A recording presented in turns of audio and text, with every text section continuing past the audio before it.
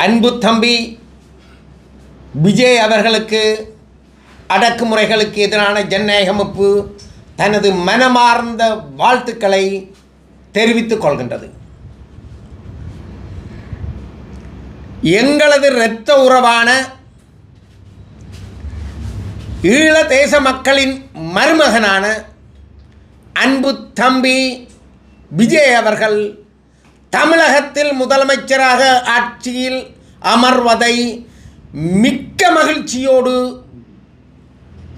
வரவேற்கின்றது. அனைத்து தடைகளையும் எல்லாம் வல்ல இறைவன் துணை நின்று அவரை முதலமைச்சர் ஆசனத்தில் இருத்த மனதார பிரார்த்திக்கின்றோம். அன்பு தம்பி, எங்களது இரத்த உறவு இதுவரை காலம் இருந்த அனைத்து முதலமைச்சர்களை தாண்டியும் ஈழதேச மக்களின் உடன் பின்னி பிணைந்த உரிமை உள்ள உறவு தம்பி ஜோசப் விஜய் அவர்களது உறவு. எங்களது மக்கள் பட்ட துன்பங்கள் அணுவணுவாக தெரிந்து வைத்திருப்பவர் எங்கள் தம்பி விஜய். ஈழதேச மக்களுக்கு நடந்த இலங்கை அரச படைகளால் நடந்த அனைத்து கொடுமைகளையும் அணுவணுவாக கண்ணால் பார்த்திருந்து வளர்ந்தவர்தான் எங்கள் அன்பு தம்பி விஜய். எங்களது மக்களுடைய எதிர்பார்ப்புகள் எல்லாம் 2009 மே 18க்கு பின்னரான நாட்களில் நடைபெற்றிருந்த அனைத்தையும் கண்ணால் கண்டிருந்தவர். 2008ஆம் ஆண்டு போராட்டம் நடந்து கொண்டிருக்கும் பொழுது அனைத்து தம்பி விஜயன் கிளப்புக்களும் ஆதரவளித்து போராட்டத்தை அதாவது யுத்தத்தை நிறுத்த வேண்டும் என்று ஒரு வலிமையான கோரிக்கையை அனைவரது ஆதரவோடும் வைத்திருந்தவர் அன்பு தம்பி விஜய். இன்று வரைக்கும் தொடர்ச்சியாக எங்களது மக்கள் பாதிக்கப்பட்டு படும் அவலங்களை கண்ணால் பார்த்து கொண்டிருப்பவர்தான் எங்கள் அன்பு தம்பி விஜய்.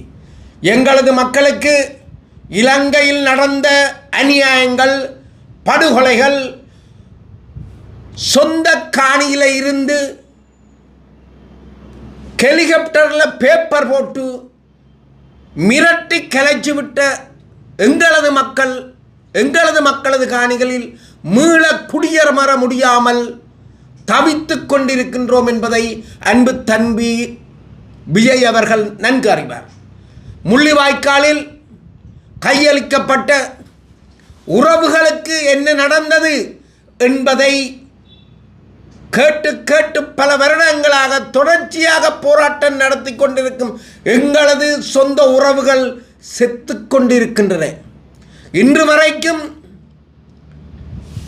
எல்லா மக்களும் சமம், எல்லாரும் சமம் என்று சொல்லி வந்த எங்களது அன்பு தோழர் மேன்மதங்கிய ஜனாதிபதி கூட எங்களது மக்களுக்கு என்ன நடந்தது, எங்களது உயிரோடு கையளிக்கப்பட்ட எங்களது உறவுகளுக்கு என்ன நடந்தது, அவர்கள் எங்கே என்ற அந்த உண்மையை இன்று வரைக்கும் சொல்ல மறைக்கின்றார். இப்பேற்பட்ட உண்மைகளை வெளிக்கொணர்வதற்கு எங்களது மக்களுக்கு இறமையுள்ள ஒரு வடகிழக்கு மாகாணம் இணைந்த ஒரு அரசை உருவாக்குவதற்கு காத்திரமான பங்களிப்பை ஐக்கிய நாடுகள் வரை சென்று உருவாக்கி தர வேண்டிய பாரிய பொறுப்பு அன்பு தம்பி விஜயிடம் ஒப்படைக்கப்பட்டிருக்கின்றது. தேசிய தலைவர் பிரபாகரன் அவர்கள் இல்லாத ஒரு சூழ்நிலையில் இன்றைக்கு அன்பு தம்பி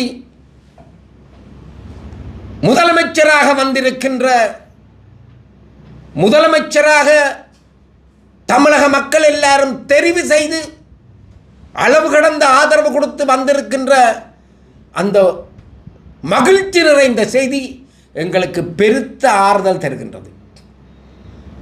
அன்பு தம்பி அவர்களே, உங்களுடைய முழு பொறுப்பும் ஈழதேச மக்களின் துன்பங்கள் துயரங்கள் அனைத்தும் களைய வேண்டியது உங்களது பொறுப்பு.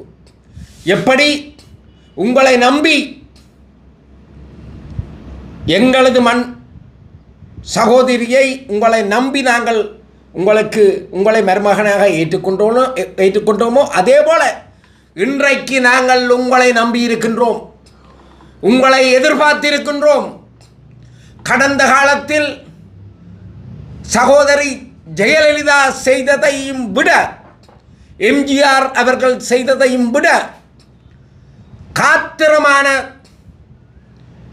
எல்லா தமிழர்களும், உலகத் தமிழர்களும் அன்பு தம்பி விஜய் மேல் அன்பு வைத்திருக்கின்ற அனைத்து உலகத் தமிழர்களும் மகிழ்ச்சி கொள்ளும் வரை, சந்தோஷம் அடைகின்ற வரைக்கும், சந்தோஷம் அடைகின்றதற்கு ஏற்றவாறு எமது இனத்தின் துன்ப துயரங்களை களைய தம்பி இன்றைக்கு பதவி எடுக்கின்றாரோ அன்றைக்கு ஒரு ஆக்கபூர்வமான ஒரு குழு ஒன்றை அமைத்து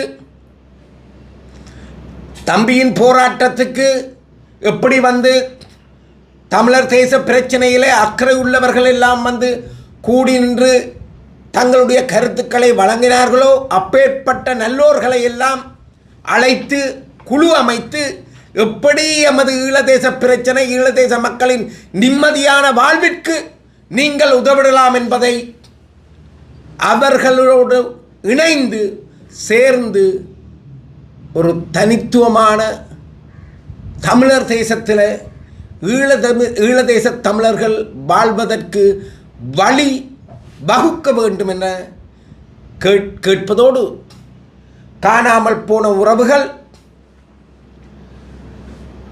காணிகளை அபகரித்த அரசபடை இன்னும் எமது மக்களின் காணிகளிலிருந்து வெளியேற மறுக்கின்றது. எமது மக்களுக்கு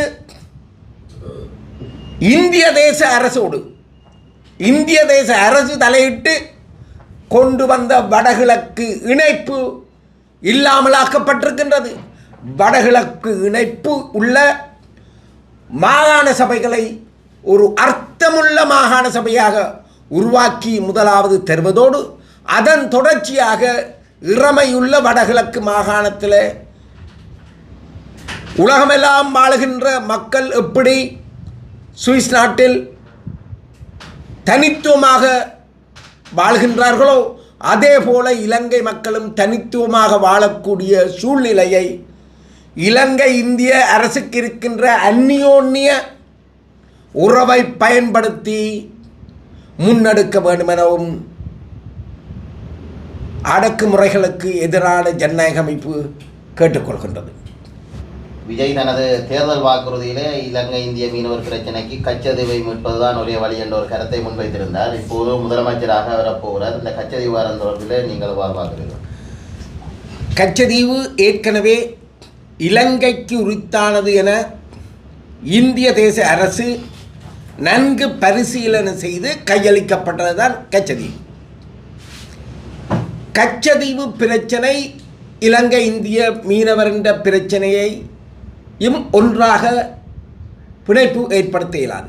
இந்திய மீனவர்கள் தவறான முறைகளில் இங்கே மீன் பிடிப்பதும், அத்துமீறி வடகிழக்கு மாகாண தமிழர்களுக்கு சொந்தமான கடல் பிரதேசத்தில் மீன் பிடிப்பதும், தவறான முறைகளில் மீன் பிடிப்பதும், தொடர்ச்சியாக வடகிழக்கு துன்பப்பட்டு துயரப்பட்டு இப்போதான் வாழ முனைப்பு எடுக்கின்ற இந்த வேளையில் இந்திய மீனவர்கள் இலங்கை மீனவர்களின் விலையெல்லாம் அறுத்து கொண்டு போவதை எல்லாம் கவனத்தில் எடுத்து இந்திய மீனவர்களுக்கு தடை செய்யப்பட்ட முறையில் மீன் பிடிப்பதை உடனடியாக கட்டுப்படுத்த வேண்டும். அதனூடாக சரியான பேச்சுவார்த்தைகளை முன்னெடுத்து இலங்கை இந்திய மீனவர்களின் பூரண சம்மதத்தோடு அந்த பிரச்சனையை தீர்ப்பதுதான் சாலச் சிறந்தது. அதை விடுத்து ஒரு அர்த்தமில்லாத கச்சதீவை பற்றி பேசிக்கொண்டிருந்து காலத்தை வீணாக்குவது நல்லதல்ல. நடைபெற்று முடிந்த தமிழக சட்டமன்ற தேர்தலில் தமிழக வெற்றிக் கழகம் முன்னிலை பெற்றுள்ள நிலையிலே விஜய் அவர்கள் தமிழக முதலமைச்சராக பொறுப்பேற்க உள்ளார் என்று பெரிதும் எதிர்பார்க்கப்படும் நிலையில் அடக்குமுறைகளுக்கு எதிரான ஜனநாயக அமைப்பின் தலைமை ஒருங்கிணைப்பாளர் தம்பிராஜா இன்றைய தினம் யாழ்ப்பாணத்தில் யாழ் ஊடக மையத்தில் ஊடக சந்திப்பொன்றை நடாத்தி தளபதி விஜயிடம் கோரிக்கைகளை முன்வைத்தார்.